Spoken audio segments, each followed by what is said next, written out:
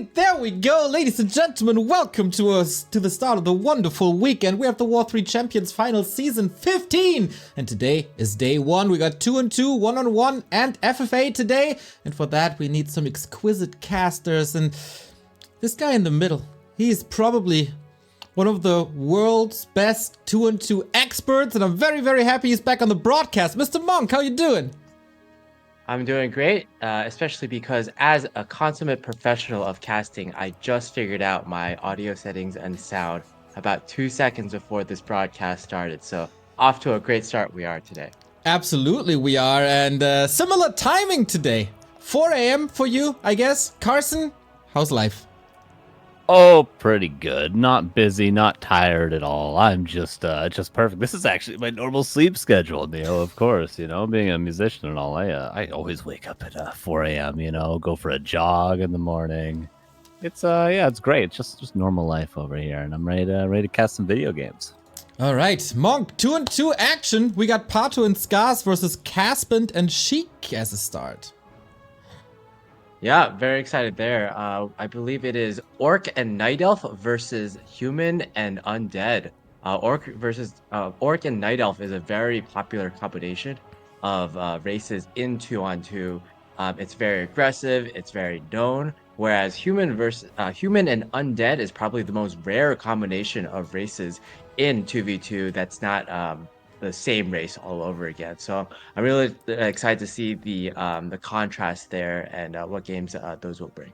Yeah, CaSpeNd might be switching. The game is already up, and he's currently sit on Night Elf. So, yeah, you said it, Human Undead. I was hoping for that because it's so rare, but maybe it's a Night Elf Undead combo, which is a little more common. But yeah, let's look at the bracket. Just like last time, we got 8 teams in a quarterfinal. The winner, of course, advances. There's no fallback net. There's no double elimination. There's no second chance. And the teams are looking pretty good, and it's hard to make this one big favorite, I'd say. In the upper part of the bracket that we will have today is PaTo and Scars and CaSpeNd Sheik, of course, and then later on Dark and Reaver versus Smurf and Hailua. Next week we have Phalo and Inspired, tomorrow actually, Phalo and Inspired versus Dice and Rezamoon, and maybe the top favorites, Starbuck and Craft versus Chilla and Elachnum. Carson, where's your favorites? Who's your favorites? Oh, I think generally you got to go with Starbuck and Crab. They're kind of like the modern day Thorzane Starshapes, if you will, like the top European team that really actually grinds together a lot and people know a lot from leagues and such. I am interested to see, like, everyone, if these teams have a lot of experience together, what sort of strats they bring to the table. I feel like 2v2 isn't explored too much, so there's always new things people can do, especially when the map pool is consistently fresh and people are consistently figuring out creep routes and fancy stuff like that. So I hope everybody's prepared. I hope it's not just Starbuck and Crab, but they do tend to be the most prepared. All right. As is tradition for W3Champions, we have a match arena up. You can support these guys. We got 40 players in this tournament, and they all need a reward. And you can chip in at W3Cfinals.backtowwarcraft.com. There we go. And as is tradition as well, for the 12th time, I think, we got the profile pictures up, and they're looking more beautiful than ever. If you want to equip your W3Champions profile with an Archmage, a Warden, a Shadowhunter, or the Crippy, go to Match Arena. Throw in the $5. They go directly to the players. We don't take a cut. The graphic artist is not taking a cut. Just the players get the reward. And there's also coupon codes and sponsor quest on the right-hand side. So even if you don't want to throw your dollars at the players, you can still support with the click of your finger. And now we got the first game coming up, Monk. We got... Oh, no, we got a join bug. That's unfortunate. But how's your Warcraft 3 experience these days? I heard you're a little bit busy with another game. Oh yeah, there's this game that I'm developing called, I don't know if you've heard, it's called Stormgate, where a bunch of ex-Blizzard developers, and in fact we have some W3Champions developers on the team now as well.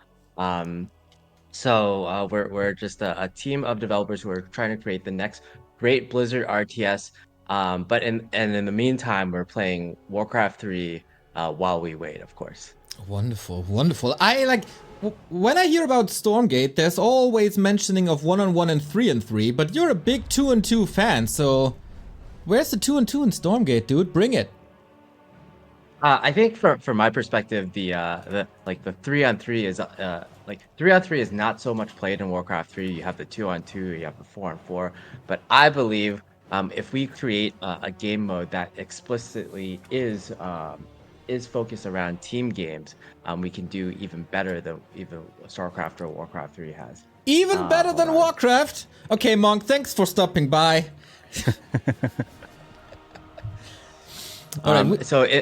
Historically in the past, like RTSs have been like the team game modes and the 1v1 modes have been exactly the same. So one thing we're going to try to do is actually get to differentiate the rules a bit to try to carve out team games as their own like little niche. While I try to join back into Warcraft 3 because my Warcraft 3 was in a bad state after that last game. Oh my god. That is a nice little segue though, because of course we're here to celebrate War3Champions, and there's two big developments at War3Champions. As you know, we're oftentimes plagued by join bugs, and that is because for some players, the longer you have the Warcraft 3 program open, the higher the possibility of getting it in a bad state, and then you can't join the game. So War3Champions is always looking for solutions, just like they found solutions when we had no ranked play at all. They just coded a new launcher. The beta is out. It's not the ultra prettiest, but it's functioning, and that's the most important thing. So the beta launcher is heavily developed. There's all the attention on it, and that is supposed to get rid of all these join bugs and all the connectivity issues. You can try it out already. It's on the homepage at the download button, and just write some feedback. What you think of the new launcher. Carson, did you test the new launcher yet? I did test it one time because Happy and Dice were playing a grand finals and we could not get it to work to save our lives. We could not get in the game for about an hour. I think you were there, and then you were like, have you tried the beta launcher? And then I had to be like to Happy, have you tried the beta launcher? And he was like, I do not know what you are talking about. And I was like, well, you got to download a button. And then we ended up making it work, and we ended up playing the grand finals. So it saved the day about a month back for me, and that's my experience with it. It's absolutely wonderful. Also, automated tournaments. Since the first iteration of War3Champions, there was this little box in the upper right saying automated tournaments coming soon, and it turned into a little bit of a meme. But one person called Kovacs said, okay, this has to be fixed. I know the foundation was laid earlier by other developers, but it's time to finally bring it. And he brought it. So automated tournaments are finally working on War3Champions. All hail Kovacs. Who won that first tournament, by the way, Neo? I forget. There was some particular player that won the first automated tournament. You might think of yours truly. I won the first beta tournament. That is correct. Thank you for mentioning that, Carson. Always. I'll probably mention it at least 10 times throughout the weekend. All right, we tried this again. This is attempt number 3 and 3 times the charm, and I'm ready for some games. I hear the sound. I see. Yes, the player boxes. We're getting settled. So, Carson, you will be benched for the first series, and I have some private time with Monk. So, your prediction, Scars and PaTo versus CaSpeNd Sheik. Who takes it? I gotta go with my boys, Scars and PaTo. I think they're both excellent players. I think they're both great to just talk to about the game. They have a good understanding, and communication is key in team games. I know that being a Counter-Strike player, so I do think Scars and PaTo upper edge here. All right, let's see if Carson is right. Monk! There we go. First map in the bottom left-hand side, or at the bottom in general, we got CaSpeNd and Chic, a team I've never seen play together, to be honest. And in the north, in the red, we got PaTo and Scars from the Phantom Aces. They should be more used to playing with each other. Yeah, I'm excited to see what we see here. One thing I do want to note right from the outside of the game is that, as you mentioned, CaSpeNd has switched races from human to night elf. And I think we're going to see quite a bit of that in this tournament. Later on in the day, we see Dark, typically an orc player, who's also going to switch to night elf. And I believe why this is happening consistently is that with the newest patch, the Demon Hunter is just so strong at immolation creeping. And as I say that, the Keeper of the Grove is picked, of course. But generally, players see the Demon Hunter is very strong in this very current patch. especially for its ability to creep to level 3. Who knew? 2v2 follows the same trends as 1v1. And we actually see no demon hunters at all. So great call by me. I think there is one reason why you wouldn't go demon hunter on this map, because typically one of the AOW creeping spots has a golem which is immune to the immolation. But it also makes sense from CaSpeNd's end that he's getting a keeper because he's paired with an undead ally.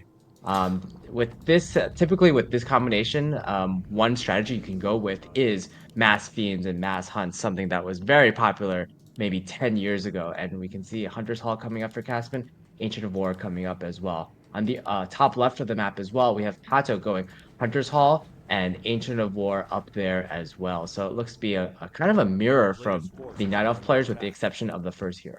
Yeah, and for the Orc and Undead, it's also relatively similar, right? We have a supportish hero with TC and the DK and lots of range for the damage. So the Hunt's supposed to soak up the damage and stand in melee range to buy some time for the more fragile units, headhunters especially, and fiends of course. So lovely setup, no rushes, especially with the TC first.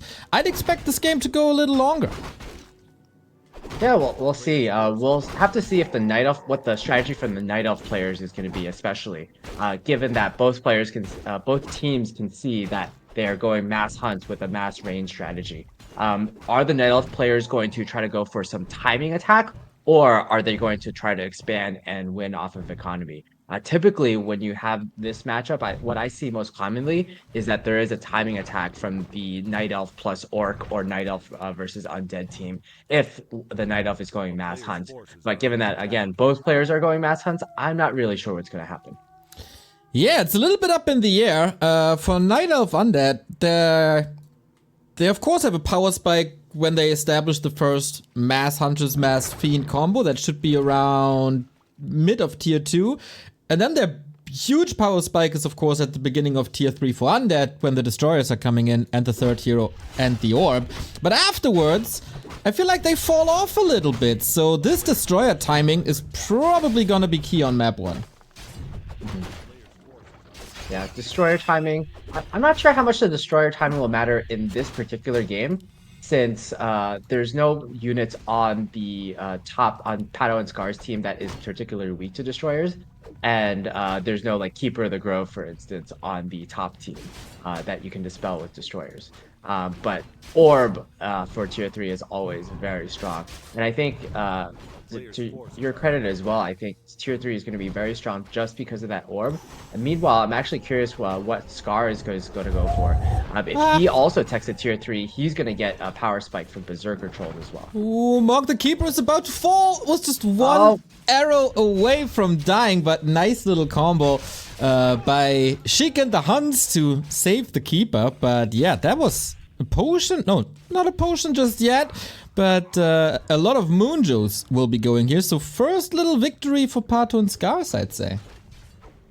Yeah, I would say with the interactions we're seeing early on in the game, I think it generally favors PaTo and Scars quite a bit, because the Keeper of the Grove is generally a more effective hero in the early game, whereas you really want the aura of the Priestess later in the game. And the Priestess is going to scale a little better in this matchup just from that aura, whereas the Keeper of the Grove Thorns aura, if he opts to go for the Thorns aura, which he honestly will probably not go for the Thorns aura, you just have the Tauren Chieftain, who is a melee hero. Ooh, this is the first little attack into the base of Scars. There's no tier 2 yet, so no reinforced defenses. Burrows are made out of paper, and Fiends can destroy them rather quickly, but the big cow is up front. Speed scroll used. Nice combination so far. Was hoping for a stomp and a little bit of a better connection, but TP out. That little poke, not too successful. Yeah, not too successful indeed. You see Scars, he already power crept his Tauren Chieftain to level 3, so a huge power spike for the top team. And if the bottom team were to go for the attack, it surely would have gone poorly. Another thing to note is that the Tauren Chieftain, he's going to be so good at big battles because of his War Stomp ability, which is going to be more effective than usual since we have mass from from every player in the entire game. Tor Chieftain is going to be really great against mass. Whereas the Death Knight, more of like he's more of a tactical hero.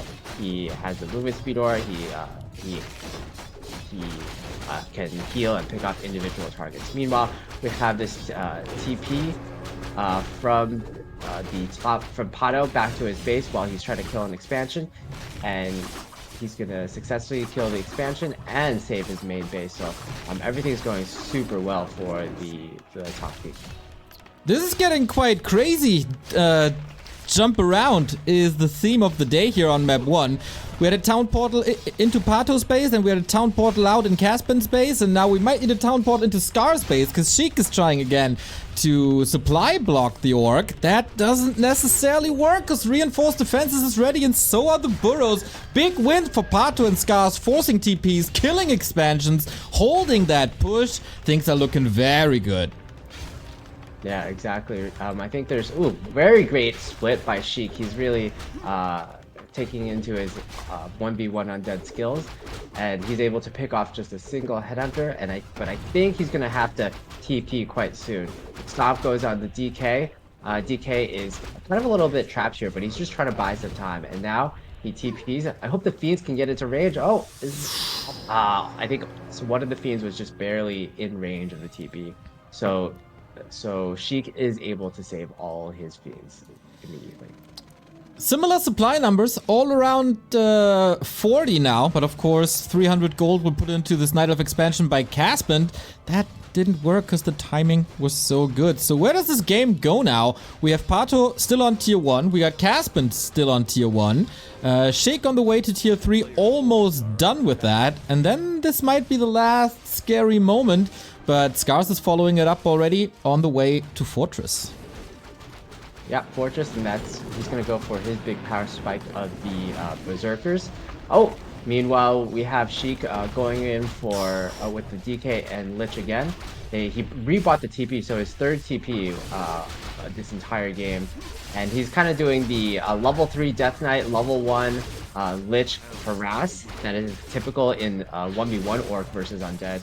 But he picks up 2 hunters at the cost of a TP though. I think that was like a relatively even trade, I would say. Meanwhile, CaSpeNd is using his hunts to attack PaTo once again. The Ancient Protector meant to defend his base is just slightly out of position, so someone will have to walk back.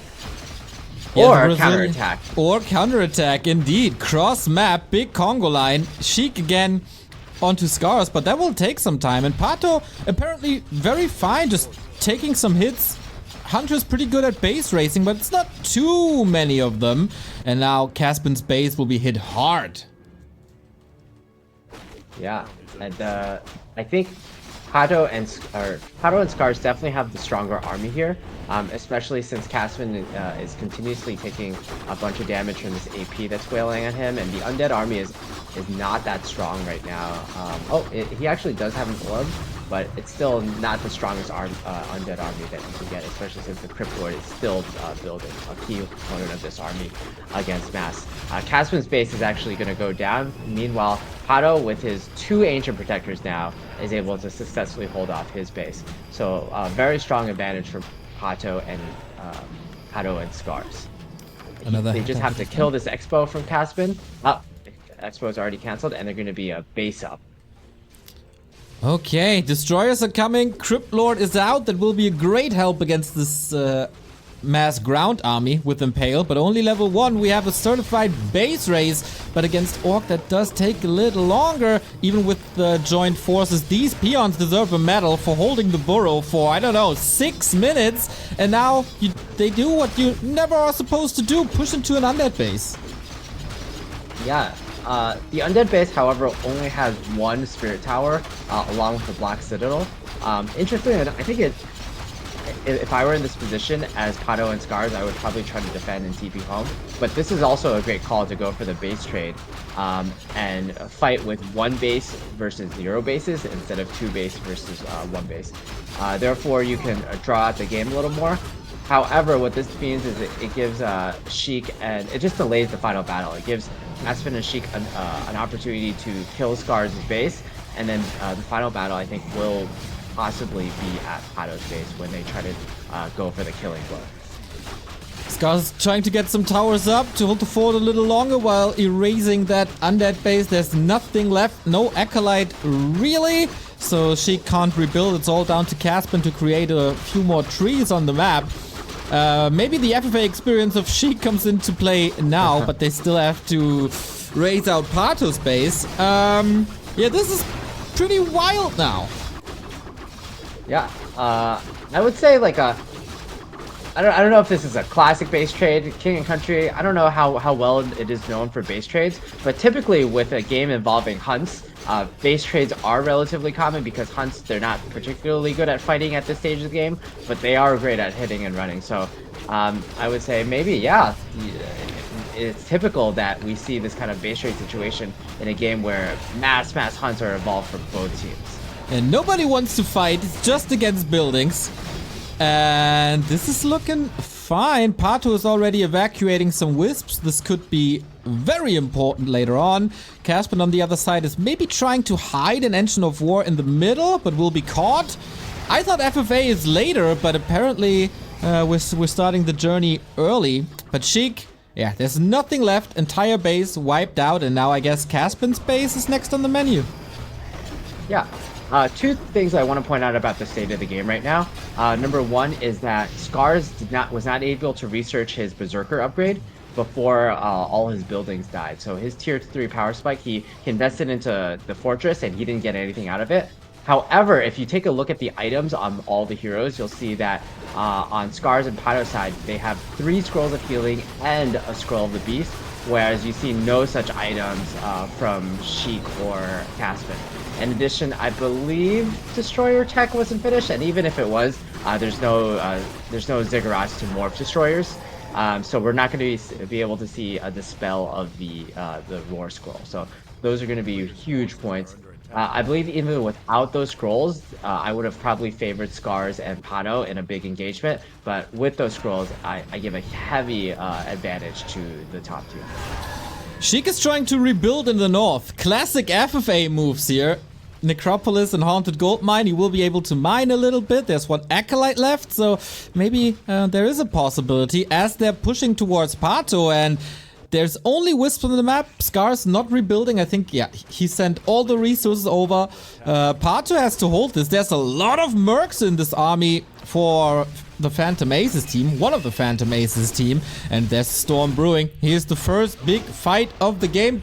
Keeper was saved into the Zeppelin. TC slowed. Of course, Storm relatively easy with so many targets. Hunt positioning not necessarily perfect. TC Invo Potion saved for 7 seconds. Wisps coming in everywhere for detonates. We're waiting for the first big impale. The Cryptlord made it to level 3. And oh, there it is. That was a big one. TC in trouble. Scars, you gotta save this somehow. Level 5. What a big cow this is. Just last second save. Nice detonate on the Wiz. Bash is coming in. Invo Potion on the Cryptlord as well. And man, that concave is just way too big. And Scars and PaTo take map number 1. Awesome game, awesome game. That game was really carried by both PaTo and Scars' map awareness and their tactics in that they found every expansion, they defended perfectly, and they were able to counterattack and get in position when CaSpeNd and Sheik were trying to catch them off guard, were trying to push their bases in order to to pull their attention from the expansion. So great map awareness overall, great awareness of the situation. All those little skirmishes ended up in PaTo and PaTo's favor, and that just snowballed into the game victory that we saw. Yeah, that map seemed very conducive to sort of that style in particular, because it was almost like a 2-lane map, like as though you were playing Concealed Hill and you spawned at the bottom and the top, and you just have 2 lines straight to each base. You're always going to see hit and run, I think, and especially like you pointed out earlier, Monk, when you have a Night Elf playing Huntresses, you're always going to see hit and run. So pretty classic 2v2 there. Mass some units, kill some buildings, kill some more buildings, and then TC just wins the game for you. I know that as an Orc player, that tends to happen. All right, while we had the game running, we got some supporters here for the channel. Thank you, IZ, for the sub. Ace is up. We got Butt Crumbs with the 5 gifted sub. That's B2W Buddy in the chat, everybody. S Fox loves the 2-on-2 action. Wavy Davy, 8-month resub. And Tokotronic, great band and a great supporter. Thank you for the 37-month resub.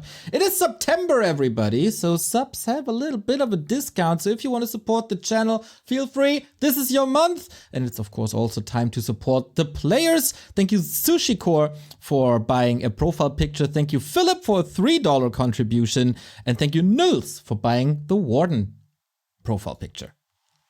Hell yeah. And click those coupon codes on the right. It's free money, everybody. I always remind people when we have NA LoL finals, when we have the cups, click the coupon codes. It's free money to the players. If you like one of these players, you'll click on all those coupon codes because then you're just putting money in their bank account. And why wouldn't you want to do that, everybody? Come on. Exactly. Carson, you're getting good at this advertisement stuff. Yeah, it's kind of my specialty. You know, I'm a real Don Draper of my generation. That's what they call you, 100%. You look like him too. Thank you. Wow. Well, it looks like we got our second map. And this is, of course, a lead for PaTo and Scars. They're 1-0 up. And in the 2-on-2s, we have a best of 3. So this is match points for Scars and PaTo.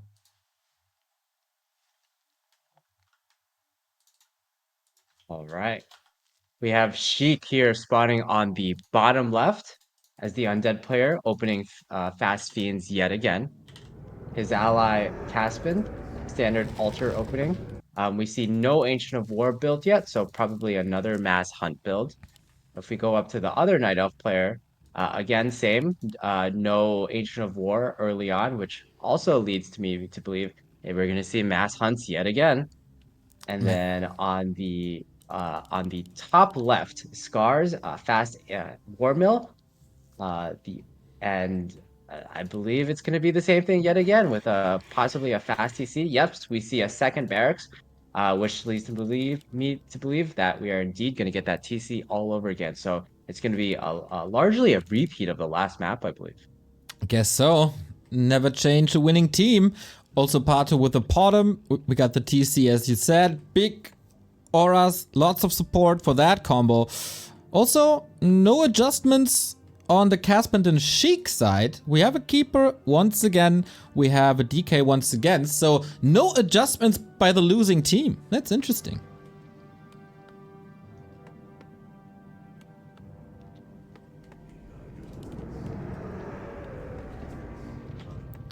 And we'll see. Sorry. Yeah. Was muted just again. Yeah, one of the things last game, sorry about that. One of the things last game that really stood out to me was how effective PaTo was with his stronger late game hero of the Priestess of the Moon. How effective he was at warding off the stronger early game hero in the Keeper of the Grove. And we see these two heroes are going to interact once again. I wonder what if PaTo is going to pick Searing Arrows here like he did last game in order to ward off the Keeper. But no, he's just going to keep on chasing. The Keeper, of course, he can entangle Wisps, which can possibly lead to a kill. But no, the Wisps are pretty well defended based on this wall off from PaTo. So Caspian is just going to be forced to kind of hide, and hopefully he's able to do more damage than last game. Yeah, that's what they need, a better start. Chic also lost a lot of units in the mid game. That can be fixed. The first little pokes didn't work out too well. There is a lot of improvement for Chic and CaSpeNd. In general, the strategy they play is very, very valid. They just didn't get any damage done. If Scars loses one of these burrows, then of course the game is very, very different, as they lose a bit of map control with a low number of headhunters. It's the small things in Warcraft that can make a big difference. Yeah, I think this early game is actually turning out to be even better than the last early game from Scars and PaTo. Still, we see no damage being done, and even if damage is done, there is a Wisp that PaTo is currently moving to help Scars. So if any entangles that might threaten a headhunter kill, it'll be dispelled right away. Meanwhile, in the bottom right, we have Chic creeping the mercenary camp, and if it ends up like the last game at all, I believe the next camp that Chic will creep will be the expansion closest to Caspian's base, which will allow him to expo really early. Yeah, that's what they tried before. No? Nope, he's going back to his base, maybe for a run. All right, is there anything he can pick up that he has to pick up? Caspian's Keeper of the Grove is in the same position again, one shot away from getting killed, but I think the trees blocked the line of sight, and that last shot was not there. There we go, man. Living on the edge. On the left-hand side, we do have the Merchant creep, but Scars has pretty good awareness, doesn't want to fight yet without the level 3 TC. That is understandable. So the DK gets the majority of this camp. This is level 3 already, and looks like he wants to go for that push again towards Scars' burrows, but that didn't work in game 1, and Scars is obviously aware that there's a threat near his base.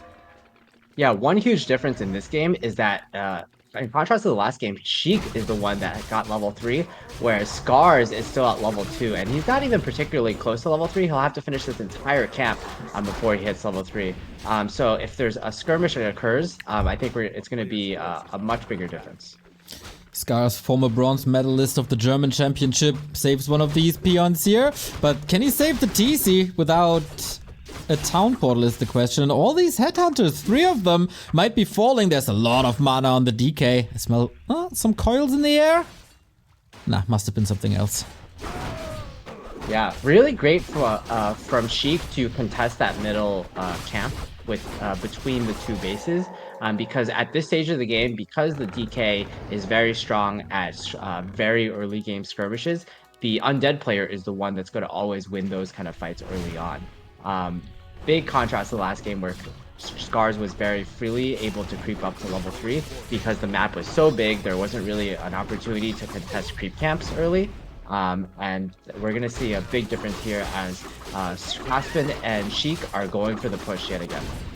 Oh, this is looking good. 3 headhunters caught against Huntress, Coil, and Entangle. So 2 of them instantly gone. 3rd one will fall as well. This is a disaster for Scars, and PaTo has to save him a little bit.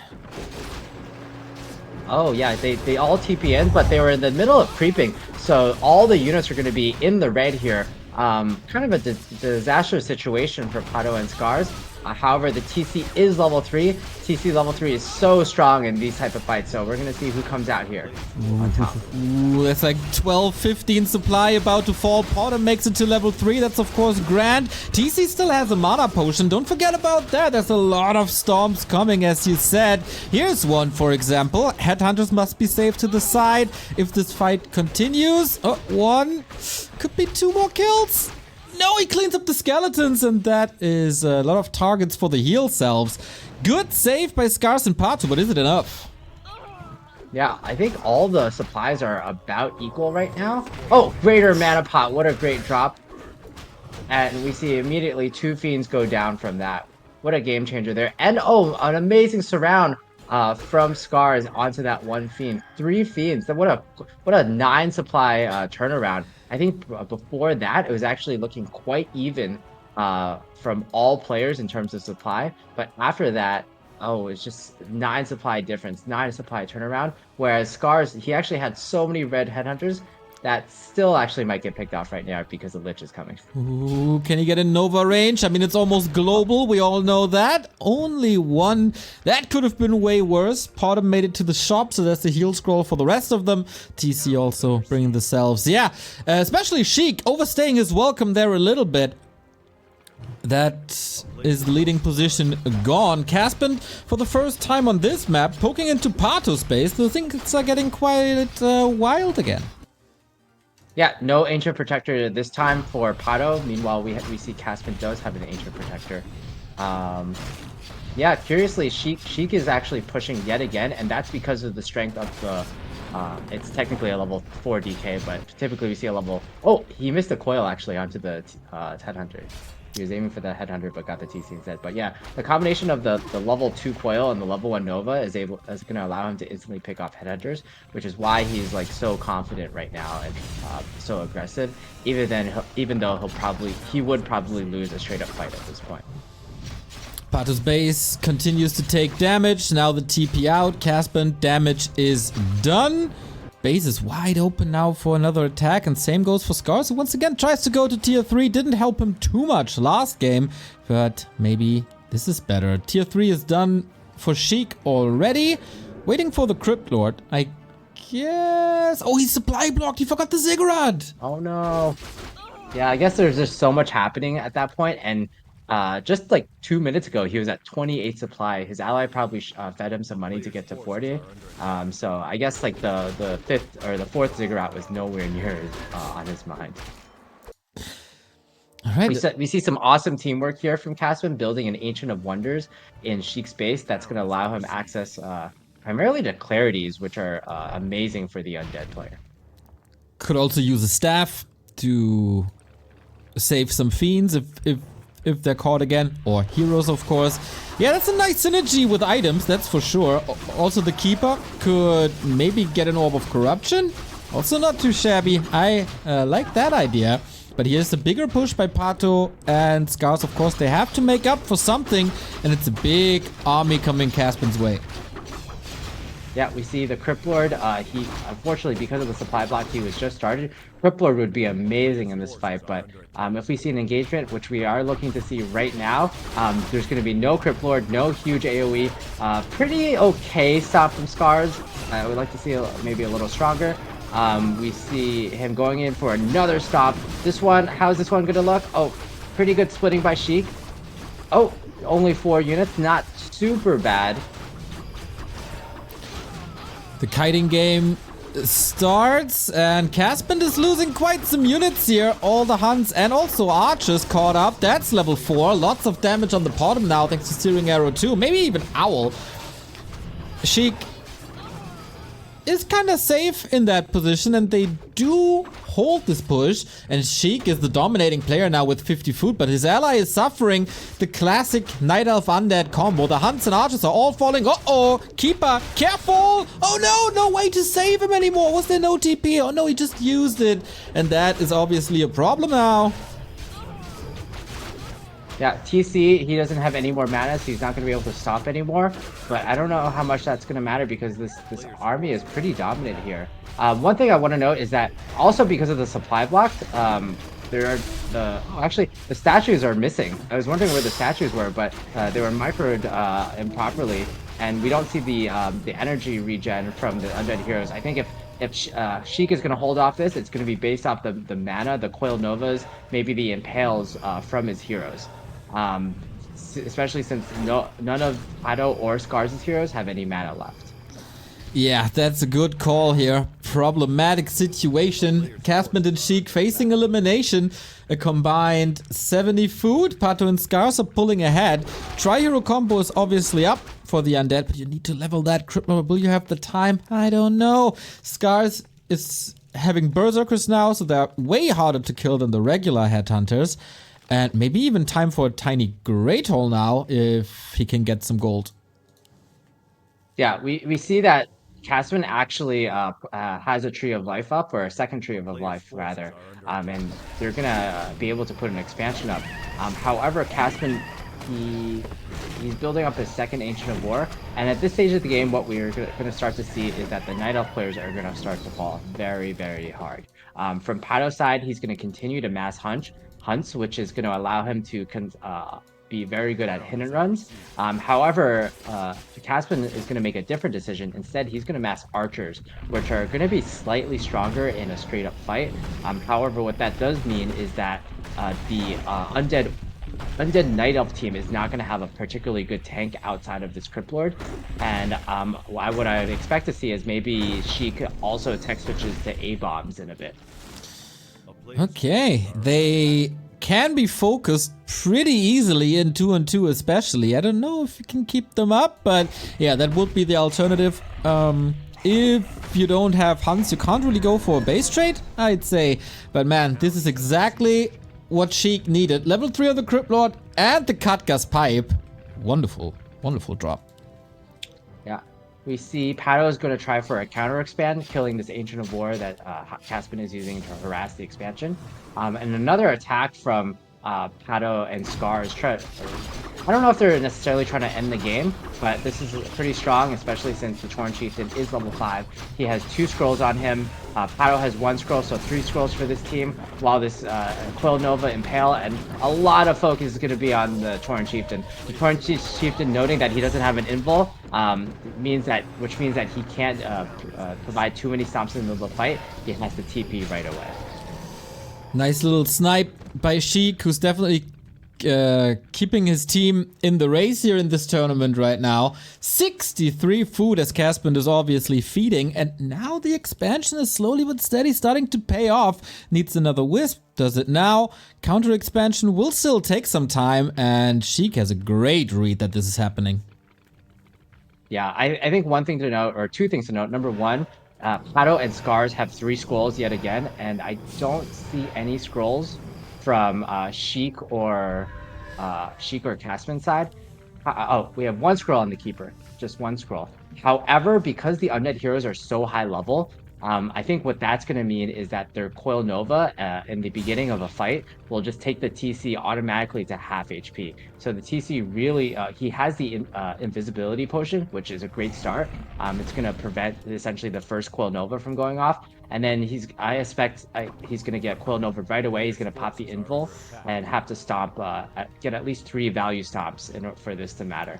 Ooh, there's a nasty backstab coming in. I really hope CaSpeNd and Chic have TPs. They absolutely need it. Do you want to reveal your TC right away? Weird, the creeps at the mercenary camp are getting involved too. Here comes the money stomp. Archers up front, not the greatest connection yet. We're fighting into a choke, which is not perfect with Huntress. Impale is buying some time. TC with the stomp level 3 again, but he's getting nuked quite hard. DK far forward. Chic, gotta be careful in the north. We got a split group of headhunters getting rogue here. Crypt Lord also in trouble, needs a coil. There we go. TC in trouble, almost dying, but the TP button was well oiled. Chic is losing a lot of his army here and wants to stay a little longer. Same for PaTo, getting level 5 on the bottom, also some losses. But Chic and CaSpeNd, they survived this ambush.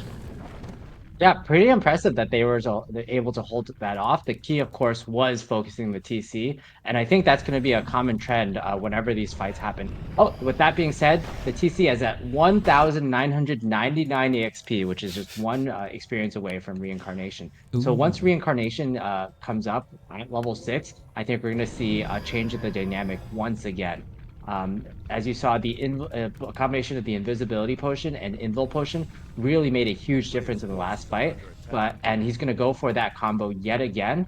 However, he doesn't need it as much, given that I think just with just 1 kill, he's going to get level 6 TC, which is going to be such a boon to their team. Whew, okay. Big supply numbers are kind of even. Just a little differently distributed. PaTo's expansion got raised again, so 3 base versus 2 base. PaTo and Scars trying to make a move again. Here's the level 6, here's the stomp, didn't see that coming. The owl just a little bit too late, forced another TP of CaSpeNd, but not without taking the Berserker. Yep, Chic has to retreat as well. Interesting, he just bought a Circlet of Nobility at like 15 minutes into the, or 12 minutes into the game around. On his DK, so that's kind of funny. Scars and PaTo, they are 1 expansion down, so I think given that they aren't trying to expand yet again, they're going to go for kind of a death push here. Ooh, they might have to. Bottom level 5.6. Starfall, of course, could find a lot of targets. There's Impale, but that's... and Entangle, I guess, to cancel that. Statue being caught. The invisibility potions of Scars, man, they're definitely paying off. Sees the level 6. Here's the Invo potion, lining up another Stomp. That's a money one. Fiends are falling rather quickly. PaTo's Hunts are doing a lot of damage. We also have heal scrolls available for Chic, at least also for PaTo. Using the first one now. Here's level 6, trying to get in range. Here's the Starfall. Needs a Keeper. Oh, that takes some time. That's a lot of AoE. The Hunts are blocking, so he has to use the Impale. Very good Starfall for this position. And maybe PaTo and Scars are just pushing forward. There's a lot of losses on Chic's side. Yeah, the mana from the undead heroes is dwindling, especially from the crypt lord, which means he's not going to be able to impale as easily. However, the army from both sides are dwindling. The Sheik's army is still there, especially his level 3 upgraded fiends. And I think right now it looks still to be anyone's game. All the army units are being picked off. The keeper is moved out of the battle. Keeper wasn't super important in this battle anyway, and a lot of headhunters are falling. PaTo realizes his archers, all his units are about to fall, so he has to TP out. And the tide has turned yet again. I think the undead heroes just keep powering up in power. Whereas the other side of the team, the Tauren Chieftain, he's level 7 already. So he's not going to get any stronger. So as the game goes on, we're going to see favor the undead player or undead team more and more. 100% agree. Level 7 is pretty good for level 3 endurance aura. Movement speed always appreciated. But that's about it. Shockwave level 1 and even level 2 not doing too much. So you're definitely right with that. Also, same goes for the bottom. Well, Lich and Cryptlord still have huge power spikes ahead of them. Big problem that PaTo wasn't able to expand. It's just an economy advantage here. Yeah, one pro move that I wanted to point out is in the beginning of the last fight, CaSpeNd Sheik saw that the army was approaching, so they actually scanned their own army because they anticipated the invisible TC. But unfortunately, it was probably just half a second too late, and the TC was able to get the stomp off before the undead Night Elf team could do anything about it. This time they're even more prepared. Sheik just bought a Dust of Appearance for that specific occasion yet again. On the other side, Scars, I guess it's time for a tiny Great Hall. The main bases are expiring in 2 minutes. 600 gold invested. This has to work, and the position here a little more comfortable for the Night Elf Orc team, as it's in between the 2 bases. Chic and CaSpeNd probably realizing this, hey, what are you doing? You were pushing for 5 minutes, and now you're gone. There must be a gear switch somewhere. That's exactly what's happening. Moving to the shop, stealing scroll protection and a scroll of healing and a circlet on the keeper as well. They definitely like that little headwear. Yeah, you mentioned that Chic is a free-for-all player, so maybe at some point we see the keeper keeps getting focused. Maybe at some point they might go for a free-for-all strat and start buying parataps from the shop as well. Right? I would love that. I think that is very underused in one-on-one for squishy heroes. Humans with your Archmage, take notes. Not that expensive. And can save lives. TC. Oh, there was the scan. Nicely done, but he's catching so many units. That's like a stomp on 8 or something. This is getting crazy now. Big fight, maybe the decisive fight of the game. Hunts for PaTo are falling quickly, but the Shadow Hunter is here for a little bit of a heal wave. Dispel coming in against the protection scroll. Berserker falls quickly, far too far forward. Stomp once more. Oh, there is the Starfall again. Bottom nuked immediately. Invo Potion cancels the Starfall. A little bit of wasted mana. Cryptlord getting stomped. Careful here. Oh boy, the coil. Where's the coil? Needs it now. Somehow. Is there no mana? Oh, last second save. Now the DK going for the town portal. Massive impale at the end. And Scars and PaTo survive. Oh my god, that fight was super interesting. Just all the back and forth, the Starfall forcing an impale and maybe not the opportune angle. And we see the game continue. Scars with 58 supply, Chic with 64 supply, relatively even there. And now I think PaTo and Scars are positioning in order to take another fight, but I don't think they can actually take another fight.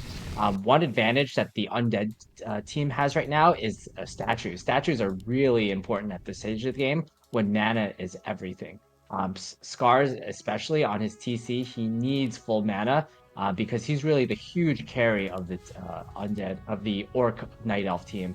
And without that mana, he's not going to be able to take any fights whatsoever. Yeah, 100% the clarities are running, so the cow will be back to 400. Next little advantage for PaTo and Scars in a few minutes. If the tree makes it to the gold mine. There's an AP, needs to be cleaned up. CaSpeNd, if he wants to use his tree for an additional gold mine, he has to basically walk cross map, and without Nature's Blessing, that will take until, I don't know, Season 16 finals.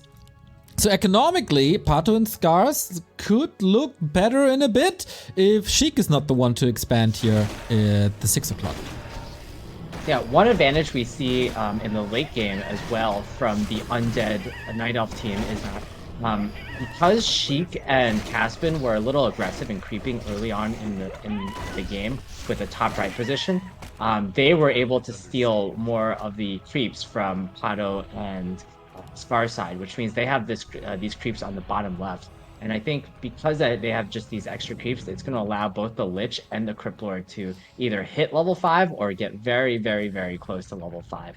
Undead heroes just get really insane at this point of the game. Whereas again, there's not really opportunities for the Orc Night Elf team to level up. It's really just the Shadow Hunter, which I would say at this stage of the game, Shadow Hunter is a great hero, but even a level 3 Shadow Hunter is not going to be that impressive, especially given the limited number of creeps on the top left of the map, and the fact that I don't think he's going to be able to even hit level 3 at this point. Yeah, level 2 is a big asset as well, because you get another disable in, or finally a disable with Hex. That can help. Hero focus was a thing in the first couple of fights, so a new tool for Scars and PaTo. Expo for Chic is coming up. You mentioned the power spikes for Chic. Look at this inventory as well. DK with Sobi Mask, Mana Potion, Katgas Pipe, the Crypt Lord with a big Mana Potion, and he's super tanky. Lich also has a Mana Potion and crazy damage with plus 21. And of course, a huge army, man. This is not looking too great. Scars was so desperate that he went for Burning Oil. I didn't even know this upgrade is still in the game. One Demolisher falling immediately. Let's see if Burning Oil can save this fight. I doubt it. All right, we see a Dust from CaSpeNd and Sheik, a Stomp from Scars. The Crippler is a little out of position, but let's take a look at this Impale. A pretty good Impale we have right here. We have the DK taking a bunch of damage, another Stomp from Scars. Wisp coming in to help, but I don't see too much they're able to dispel. The Crippler is tanking so much, and he's actually forced to retreat from the battle.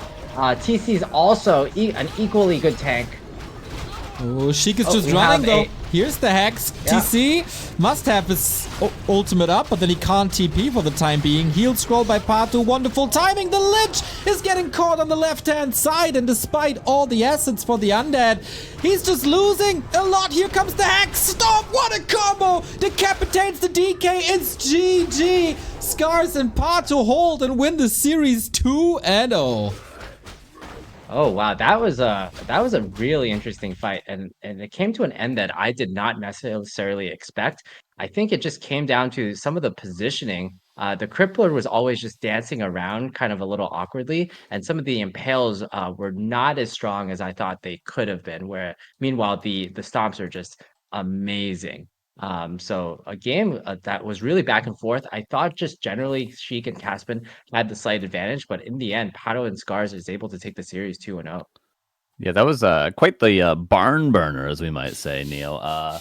It was, I think, came down to really just mispositioning that last fight. I mean, I was surprised how crazy Sheik's items were at the tail end of that game. Like he found like a greater mana, just like scraping together creep camps, and found 5/5/5. He had Khadgars the entire time, and the longer you have Khadgars, the more value you get. So he had so many extra nukes through and through. I feel like Sheik played that very, very well. But the tipping point maybe in this series, and I wouldn't typically do this, but I think you do have to give a lot of credit to the Night Elf players. I think PaTo on his side, it's easy to give credit to the carries, the Orc and the Undead in this case, but for the Night Elf side of things, you're always looking for the opportunities. You're always initiating the fights in terms of the positioning of your units. You're always, gauging whether or not you can take the fight, or you have to go for the hit and run. Do I have to expand? Do I have to just try to base race? Do I have to try to catch out reinforcements, stuff like that? So I think you have to give credit to PaTo for consistently finding these opportunities throughout the series. And I think, especially in the early game, he was really doing a great job. Yeah, another point I want to add is that you not only have to give credit to PaTo as a player, but you have to give credit to PaTo's hero choice. Because PaTo had the Priestess of the Moon and the opposing Night Elf player only had a keeper, the keeper essentially is like almost does not do anything in the entire fight, whereas the priestess just buffs your army up by 30%, buffs the entire orc army essentially by 30%. So it's not very flashy. The priestess is not a flashy hero. You don't visually see the effects of True Shot Aura, but it's there. It's in the background. What a start to the season 15. There was a lovely 2-2, and we got one more of that today. Right now, actually. This is one of the Phantom Aces teams in the semi-final with PaTo and Scars, and it could be a derby. It could be an all Phantom Aces semi-final, actually. We have Dark and Reva versus Smurf and Hailua coming up next. Night Elf Human Mirror, possibly. Before tomorrow, we got Phalo and Inspired versus Dice and Rezamoon, as well as the big favorites in Starbuck and Craft versus Chilla and Elagdam. Man, I love that 2-on-2 edition. It was a very nice idea by 1-2. Shout out to 1-2 for organizing all of this. And shout out to you guys for supporting us, especially Buttcrumbs once again with 5 gifted subs. And thank you Thornagin for the 10-month resub. It is September, everybody. Subs are cheaper while we still get the same revenue. So this is the month to support us. And this is also the tournament to support the players. Up on Matcherino, you can contribute with the contribute button, either with a direct donation or with profile pictures, just like Invigorate did. He bought one of these damn fine Cryptlord profile pictures for the W3Champions profile. You can also get an Archmage, you can also get a Warden, you can get a Shadowhunter. These profile pictures only available during the Season 15 finals and then never, ever again. So grab them now while they are available. Same for the coupon codes. We still got 22 coupon codes. Carson, can you believe it? I actually can't believe it. I mean, come on, people. Come on. It's a couple clicks away. It's a couple follows away. Free money for the players. Everybody likes money. Does everybody like money? Who does? Buddhists? You think the players are all Buddhists, guys? Maybe one of them. Maybe 2 of them. But all of them? I mean, come on. Give them some money. All right? They all probably want it. Exactly. Mr. Remo Demo is setting up the next match. That gives me some time to shout out a community that we have in the Warcraft scene, and that is the Gym Newbie League, breeding ground for Warcraft skill, basically. And they have a league running that is the Gym Newbie League. I myself participated in that a little bit. I am a former GNL champion, everybody, and you can become that too on the upper side of Warcraft-Gym. You can sign up. What is Gym Newbie League? It is a team competition with solo matches. So you sign up for the league with the sign up button that you see at the top, and then you get drafted basically based on your skill. You can you will be in one of, I think, 6 teams with coaches and teammates, and then every week you have to play 1 match against the opponent, and you learn a lot, and it's a lot of fun, and it's running or starting very, very soon. Signups are open now. Go get them. Go get them. Go get them.